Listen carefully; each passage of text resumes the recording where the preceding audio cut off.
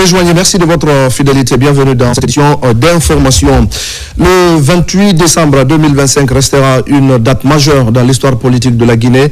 Les Guinéens avaient rendez-vous ce dimanche donc avec les urnes pour élire le président de la République.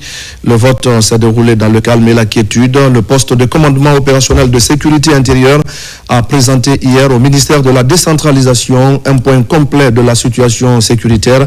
La rencontre a permis au commandant des forces de sécurité intérieure, le général Bala Samoura, de dresser un bilan très positif du scrutin marqué par une forte mobilisation citoyenne et par l'absence totale d'incidents. Omar Bari. Au soir du scrutin présidentiel tenu ce dimanche 28 décembre 2025, le poste de commandement opérationnel de sécurité intérieure PCO-SI a présenté un point complet de la situation sécuritaire au ministre de l'administration du territoire et de la décentralisation, autorité requérante qui met en mouvement les forces de défense et de sécurité. La rencontre s'est déroulée dans la salle d'état-major du PCO-SI en présence de hautes autorités de l'État. Parmi elles figuraient notamment le Premier ministre chef du gouvernement Amadou Riba, le ministre de l'administration du territoire et de la décentralisation Ibrahim Khalil Kondé, le président de la Commission nationale de défense et de sécurité Aboubakar Sidiki Kamara, le ministre de la sécurité et de la protection civile Bachir Diallo, ainsi que le chef d'état-major général des armées entouré de plusieurs généraux et officiers supérieurs de la Commission nationale de défense et de sécurité CNDS. Au cours de cette cérémonie, il a été indiqué que 47 235 agents de sécurité électorale ont été mobilisés sur l'ensemble du territoire national. Ces forces ont agi conformément aux mesures prises, assurant la sécurisation du vote depuis l'ouverture des bureaux jusqu'à la fermeture et le démarrage effectif du dépouillement. Le commandant des forces de sécurité intérieure, le général Bala Samoura, a dressé un bilan très positif du déroulement du scrutin. Il a souligné une forte mobilisation, un engouement populaire notable et surtout zéro incident à l'image du vote référendaire du 21 septembre dernier. Dans le cadre de l'élection présidentielle qui s'est déroulée ce dimanche 28 décembre 2025 sur l'ensemble du territoire national, les forces de défense et de sécurité se sont mobilisées dès 5 heures du matin pour garantir la sécurité du vote. Au nom de l'ensemble des forces de défense et de sécurité, je suis très heureux de vous annoncer que la journée électorale s'est déroulée dans le calme et la sérénité, sans incident majeur pouvant perturber les opérations du vote.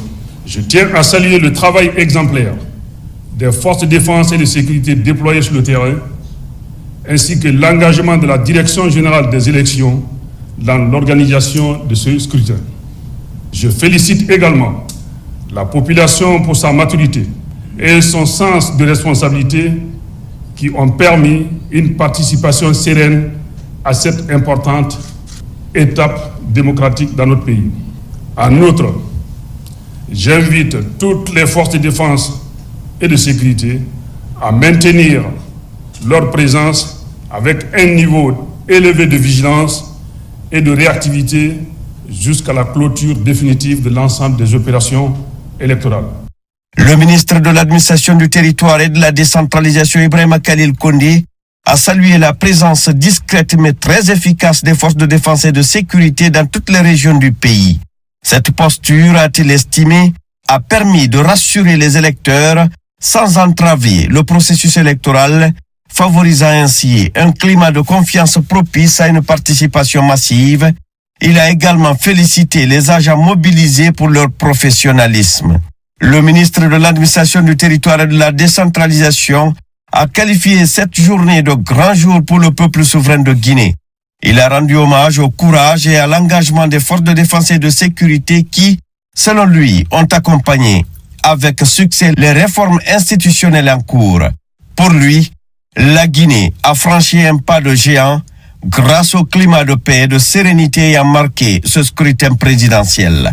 Depuis la création du multipartisme intégral dans notre pays, c'est la toute première fois aujourd'hui que la Guinée organise une élection aussi civilisée, une élection aussi apaisée, une élection dans un climat de quiétude comme pour aujourd'hui. C'est la toute première fois. Et une élection aussi sécurisée à la dimension internationale. Les services de défense et de sécurité ont agi dans un professionnalisme sans précédent. Merci. Le peuple de Guinée est satisfait de son armée, de la vaillante armée guinéenne. Et nous pouvons demander à la population, à ce niveau, qu'elle peut vaquer à ses activités normales, quotidiennes, à partir de demain. À l'issue de la rencontre, les autorités ont appelé les citoyens à reprendre dès ce lundi leurs activités quotidiennes dans le calme, tout en saluant la maturité civique démontrée par les électeurs conscients de vivre un moment décisif pour l'avenir de la nation. Afin d'assurer la crédibilité de cette présidentielle, l'observation électorale a tenu une place centrale. À l'échelle nationale, près de 8000 observateurs issus de plateformes de la société civile ont été déployés. De plus, un village électoral a été mis en place pour centraliser et traiter des informations relatives au déroulement du scrutin. Fodé Camara. Fait marquant de l'actualité, le scrutin présidentiel s'est tenu ce dimanche. Pour cette élection, la société civile guinéenne, réunie au sein de la dynamique Œil du citoyen, a déployé 8000 observateurs. Principal enjeu, superviser les bureaux de vote sur toute l'étendue du territoire national. Nos constats révèlent 1. Ouverture des bureaux de vote. Sur les bureaux de vote visités par nos observateurs, 1,10% ont accusé un léger retard. 81,24% des bureaux de vote ont ouvert à 7 heures. 9,98% ont ouvert entre 7h01 et 8h00. L'observation révèle que dans plus de 99,28% des cas, les présidents des bureaux de vote étaient présents dès l'ouverture. Toutefois, la participation féminine est faible, soit 15,29%. 3. Dans la quasi-totalité des bureaux de vote couverts par nos observateurs, on comptait au moins 2 assesseurs, soit 93,29%. 4. Présence des délégués et des candidats. Dans la majorité des bureaux de vote visités par nos observateurs citoyens, les délégués des partis politiques ou candidats étaient présents, soit un taux de 86,64%. Dans le but de contribuer à la transparence et la crédibilité du scrutin présidentiel, la dynamique Œil du citoyen a mis en place son village électoral, une cellule citoyenne d'alerte, un centre de veille au quotidien pour pouvoir recueillir et analyser toutes les informations collectées sur le terrain par les observateurs. Les 4 chambres, nous avons la chambre technique et d'analyse. Et c'est là les données remontées par les observateurs qui sont en train de récolter des informations sur le terrain et remontent ces données au niveau de la chambre technique. Et ces données sont récoltées et en même temps analysées pour sortir un rapport. On a une équipe qu'on a appelée le call center, composée d'environ 60 jeunes qui appellent nos observateurs, les 8000 observateurs sur le territoire national. À chaque groupe, on a affecté une préfecture. Dès l'ouverture, ils appellent ces observateurs. Véritable instrument de supervision de la marche démocratique, la dynamique Œil du citoyen est une plateforme qui concentre l'expertise nationale autour d'un seul défi à relever, tenir le scrutin présidentiel sans fausse note. La journée électorale a été marquée également par un climat de paix et de convivialité à Zérekoré, capitale de la région forestière. Ce constat est le fruit d'une synergie d'action entre les acteurs sociaux qui ont tous œuvré pour cette cause. Un acteur principal de cette initiative, c'est la jeunesse forestière pour la continuité. Son coordinateur se réjouit du résultat final, la Sekami Soko. Une journée électorale sous un climat de paix et de convivialité, c'est ce qu'ont voulu les acteurs sociaux de la région administrative de Zérekoré. À l'avant-garde de cette bataille, la jeunesse forestière pour la continuité. En ce jour historique, l'atmosphère est saluée à l'unanimité. Je viens effectivement d'accomplir mon acte citoyen celui de voter pour mon candidat. Et je suis très satisfait, vu le calme qui règne dans les différents bureaux de vote.